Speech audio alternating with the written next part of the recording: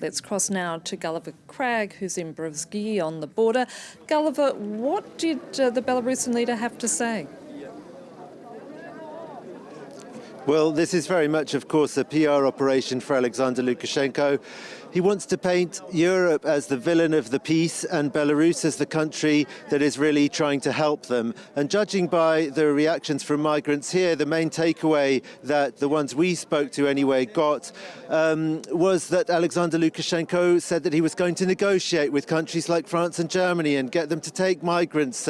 They seem to take away from his speech some kind of hope, which is very disingenuous, really, of Alexander Lukashenko to say that, because the European Union has been united on this, standing with Poland basically in its strong stance against letting the migrants in and condemning the Belarusian regime for sending them this way. But you do get the impression that people here are willing to snatch at any glimmer of hope that they see, and Alexander Lukashenko's visit today seemed clearly intended to give them that. But I remind you that the European Union does not even recognize Alexander Lukashenko as the legitimate president of Belarus following 2020's fraudulent election and the crackdown on protests that ensued. So the idea that they're now going to do a deal with him seems pretty far-fetched, at least at this stage anyway.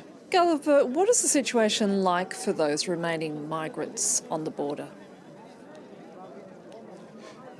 Well, they are housed in the logistics centre behind me. This is a trucking centre, basically. So they've got a warm place to sleep, most of them. They come out into this courtyard where they get free distributions of food, but they told us that there's not enough food. Actually, when we arrived today, there was a huge crowd waiting to get that food, and they said that they waited for a long time before the distribution started in order to be sure of getting some. Somebody else told us, a migrant from Iraq told us that people take more than their fair share and then sell their rations later, so there's a bit of tension about that. There are also distributions of clothing and blankets that happen in this courtyard. By the way that the migrants rush towards them every time they arrive, you definitely get the impression that there's not enough to go round. Another thing that they complain about is that although there's warmth in there, there is not electricity, and they're not able to charge the power banks of their phones, which is really for many migrants the most crucial thing that they have.